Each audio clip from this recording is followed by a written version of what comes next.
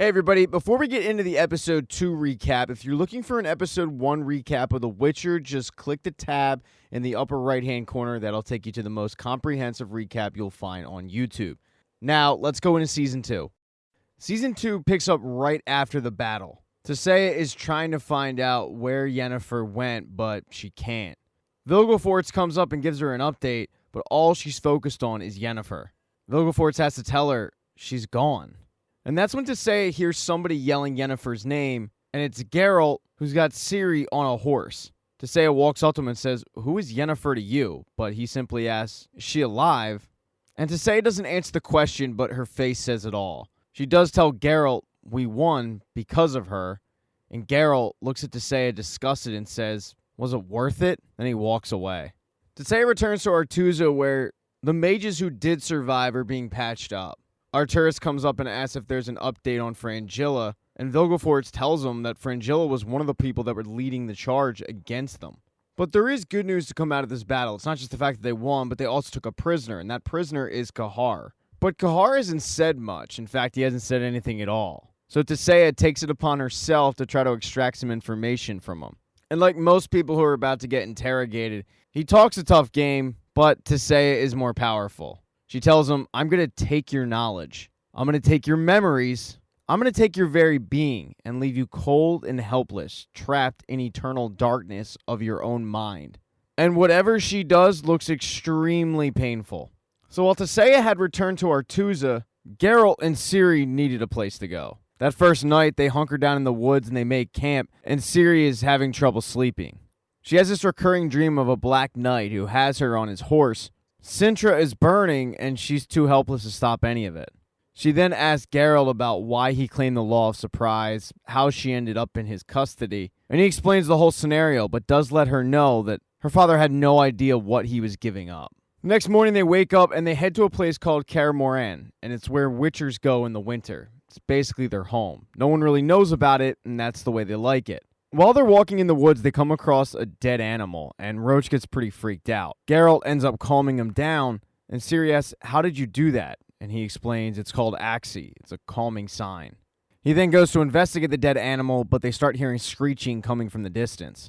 He tells Ciri, "We should keep moving." And by nightfall, they come across a little village. But Geralt is shocked to find that there are no guards, and this is a village that always has someone around, but this time there's nobody. He tells Ciri that he knows somebody nearby. It's an old friend, so they head to his place. But when they get to his place, which is pretty large, windows start clattering, the gate behind them closes, and a half-man, half-boar ends up bursting out of the door and attacks Geralt. But it turns out this is actually Geralt's friend. Although the last time Geralt saw him, he wasn't a half-man, half-boar. He was just full-on man. So you can imagine Geralt's surprise to find that his friend has been turned into a boar. They do have a good laugh, though. His friend, Nivellen, ends up inviting both Ciri and Geralt in. He ends up drawing Ciri a bath so she can clean up. And then he and Geralt go off and get caught up on life. When Ciri ends up getting out of the bath, she sees that there's a beautiful dress waiting for her. She assumes that it was Nivellen, so she grabs it, comes out to the dining room, and thanks him for it. He then ends up using his magical powers to throw some food on the table. He tells Ciri how him and Geralt first met. It was when he was a boy, and his father was pretty tough. His father had hired Geralt to clear some woods of the monsters that were infesting it. He ended up finding Nivellen trying to do the same thing to get his father's approval, but instead of ratting him out to his dad, Geralt ended up giving him one of the monster's heads so he could go back to his dad and curry favor, and ended up working. They've been friends ever since. Geralt, though, has to address the elephant in the room. How his friend ended up becoming half-boar. He explains that he trashed the temple of the lion-headed spider, and after the damage was done, this priestess had cursed him to live like a boar forever, alone. Geralt then asks his friend what exactly happened in the town, and he explains that the entire village was deserted when the wild hunts riding over the horizon showed up. Geralt seems skeptical, but Nivellen tells them, "I saw myself." Ciri starts hearing something in the ceiling and asks Nivellen, "Do you have a cat or something? I think it might be stuck in the ceiling." And Nivellen says, "I actually do. Don't worry, she's fine. Her name's Verena, and I'm very happy of her company because I'm all alone." Geralt wants to start looking around the property, but both Nivellen and Ciri convince him just to go to bed. Geralt ends up going outside to tend to Roach, but Roach ends up nudging him towards the gate. And when Geralt goes to investigate, he notices that there are clean footprints in the snow, which means they're not alone. But instead of going back in and asking Nivellen about it, he tries to get Nivellen to give him the truth another way. He says, let's play a drinking game. We'll throw knives at the painting of your father, and each time that we don't hit his head, somebody has to drink and tell the truth. Now, Geralt's a pretty good shot, but for whatever reason, he's missing pretty badly. His plan is backfiring. Instead of Nivellen telling him the truth, he's having to tell Nivellen how he ended up taking care of Ciri. Nivellen asks him, what changed you? You're different. And Geralt says, Yennefer, but unfortunately, she's dead. As they continue to drink and yuck it up, something isn't sitting right with Geralt. So he pulls out his own knife, throws it at the painting, and realizes that his friend has been cheating this entire time. And Nivellen owns up to it. Geralt asks him, what are you hiding? But instead of answering the question, Nivellen just says, I gotta get to bed. And that's what everybody in the house does, including Ciri. But Ciri is awoken when a girl ends up sneaking into her room. Although she doesn't go through the door, no, she ends up coming through the wall, climbing on the ceiling. I mean, this is not a normal girl. She ends up waking up Ciri and introducing herself as Verena. She tells Ciri that she was having a nightmare and she came to check on her. And Ciri's a little freaked out because this girl's movements aren't exactly natural. But Verena does ask her, do you like the dress that I left you? And that's when it clicks with Ciri that Verena was the one who left the dress. Ciri tells her, Nivellen said you were a cat, so what exactly are you? And then Verena telepathically speaks to Ciri and says, I am different. Verena then asks her, why do you travel with that man? I know what he is. He kills things.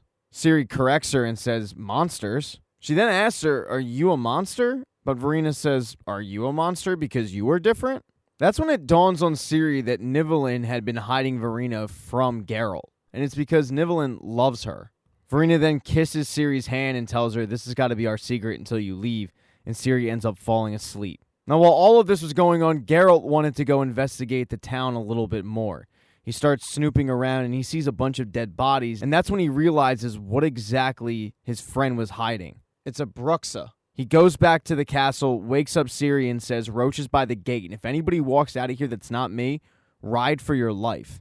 He then slowly walks by Nivellen's room and sees that the Bruxa is feeding on him. When he bursts through the door, though, the Bruxa ends up screaming at Geralt, and the sound wave literally throws him against the wall. Geralt is able to sense where the Bruxa is and stabs it through the wall. The Bruxa ends up falling on Geralt, and Geralt throws it through the window outside. And that's where Ciri is waiting on Roach and sees that Geralt is attacking Verena. Ciri ends up going over to Verena to check on her, and Verena tells Ciri he hurt me. But when Geralt makes his way outside, Verena ends up getting up and attacking him again. She ends up turning full Bruxa and flying around the air until eventually Geralt is able to stab her. Ciri ends up going over to her body and trying to kind of cover her up. And that's when Verena pops up, grabs Ciri, and tells Geralt, back up or I'm going to attack her. But before Verena can even do that, Nivellen ends up coming out of the house and plunging a stake through her heart. You can tell this really upsets Nivellen. He didn't want to do this. But this action doesn't actually kill her. She ends up turning her head 180 degrees and ends up grabbing the stake and pulling her body towards Nivellen. She tells Nivellen, I loved you, and then goes to bite him, and that's when Geralt ends up cutting off her head. Nivellen screams in anguish. This is not exactly what he wanted. Now, even though Marina's head is cut off, she's still telepathically able to communicate to Ciri, and she tells Ciri, he'll come for you too. But with Verena dead, Nivellen is turned back into a human. The curse is lifted. He ends up explaining everything to Geralt, how he met Verena, and for the first time, he met somebody that didn't want to leave, that accepted him for being that way. He met somebody that didn't care that he raped the priestess in the temple. And both Geralt and Ciri kind of take a step back like, oh, wasn't expecting that. Okay, we're going to leave now. And they both take off. Now, this whole time, Geralt has thought that Yennefer is dead. She's not. She was actually taken prisoner by the Nilfgaardians, or the Nilfgaardians that are left. Really, she was taken prisoner by Frangilla. Frangilla continues to tell herself and anyone who will listen that the White Flame will be victorious, but Yennefer's not really buying it at this point.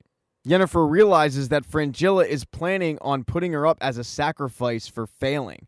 She tries to tell her that what she should do is go back to the Brotherhood. But Frangilla tells her the Brotherhood doesn't even want you back. You broke their sacred law. You tapped into fire magic. And Yennefer tells her it was at Tissa's behest. I'll be lauded for saving all of them.